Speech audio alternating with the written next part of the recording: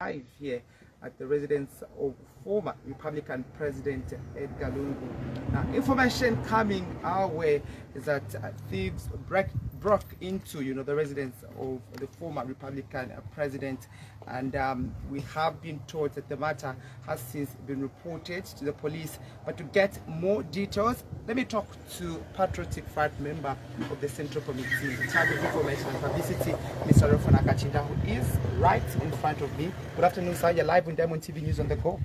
No, thank you very much. Of course, this morning we were woken up to very traumatizing news that the house of the former president was broken into. And of course, we needed to have the police do their work. And we've been stationed here to understand what's going on. Suffice to say that what has happened today is unique. Is unique in the sense that this is the first time in the history of this country, and it's unheard of globally, to have the house of a former head of state broken into, and quote unquote suggesting that thieves broke into it. But we have every reason to believe that this is a well orchestrated professional work, possibly under the supervision of professional entities. And it's an indictment on or against those that are in authority, in charge of security. Last night, we've received a report that conveniently ZESCO was switched off, or power was switched off around 01 o'clock. And neighbors here can attest to that effect. What followed was the cutting of power supply to the facility and the security wire that has been put in place. Now, before we can give details to what has transpired from last night, I think it's important to remind the Zambian people that a former head of state is entitled by law to a certain outfit of security. But to have security officers, police officers withdrawn and only leaving 2 officers to look after him in a facility of this nature is reckless. And the current president must even be ashamed that under his watch, his predecessor is having people break into his house. They withdrew officers. The next thing that followed, the Zambian people were aware that his ADC, aide camp, responsible for his personal security, was not only arrested on trumped-up charges, but also disarmed, meaning that basically putting the former head of state's life at risk. What has happened today can only be an indictment against President Hakainde Hichilema himself, Honorable Jack Mwimbu himself, the IG of the police, because this is not only an embarrassment, but reckless, and should not have happened.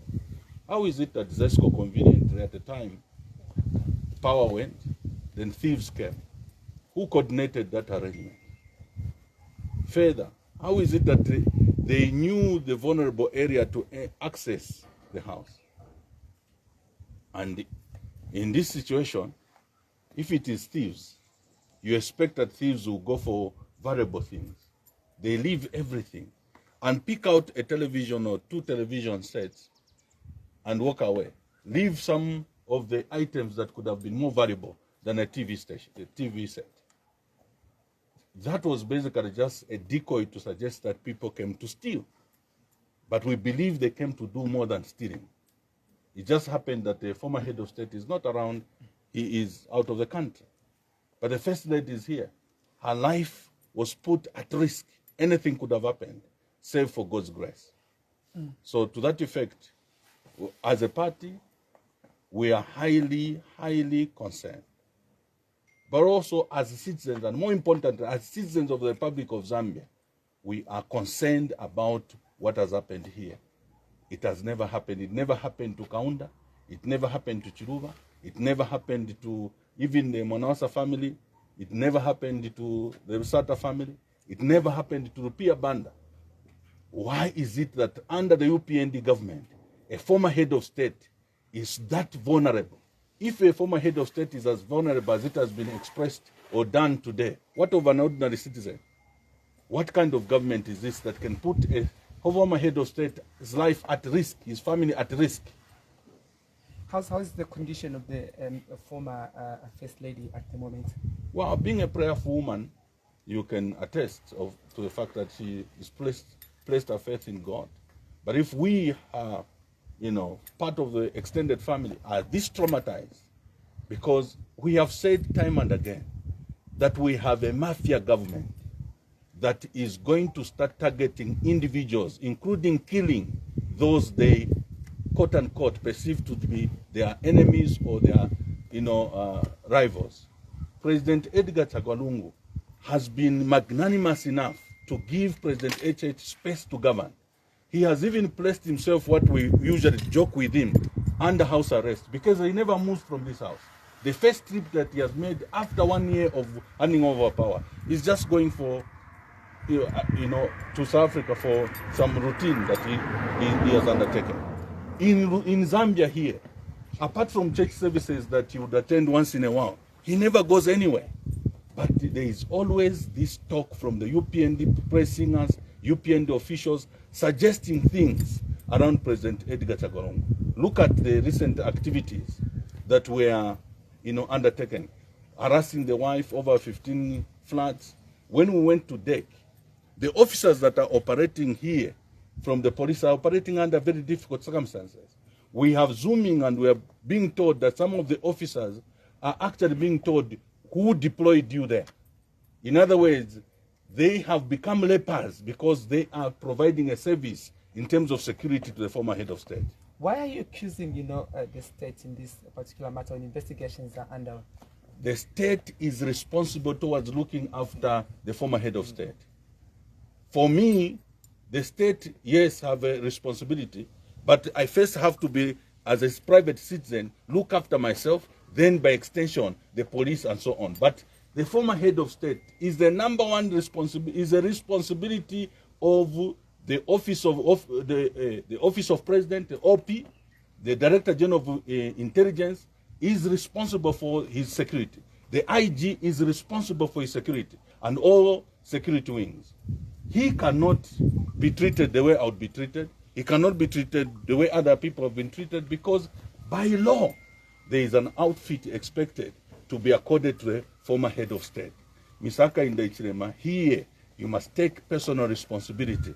Your brother's life is at stake and you are the number one citizen. He is the one that handed over power to you. Take responsibility.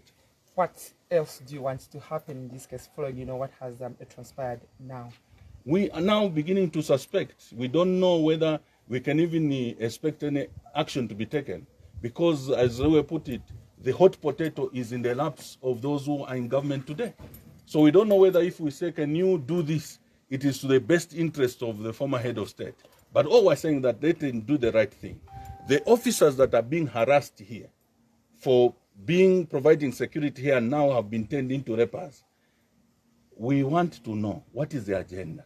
Why do we want to divide the system of the systems that have always operated for decades? Why should the police today begin to have camps? This camp for this one, this camp for that one, that camp for that one. Why should it be that a police officer deployed here should be perceived to be one who's anti, when in fact they're just doing their job? They were trained only to provide security. Now, before I let you go, when this, happened, where was, where were the security officers? Have they been, injured in the process? Where were they? There were only 2 officers, and as it is expected, one has to man the gate. The other has to be responsible for patrols. And obviously the facility is quite, reasonably big. So how would you expect a former head of state to only have 2 officers? He is a former Home Affairs Minister. Tell us, maybe in your tenure, did you have 2 officers according to a former head of state when you were in office? We can respond to that. Government has to respond to that because all of us are getting concerned. And we hope that they will do a professional job to investigate fully what has happened. This is an embarrassment to the country. and government, because the first people who shall be held responsible for whatever will happen is government and the church. Thank you so much. Okay. All right. So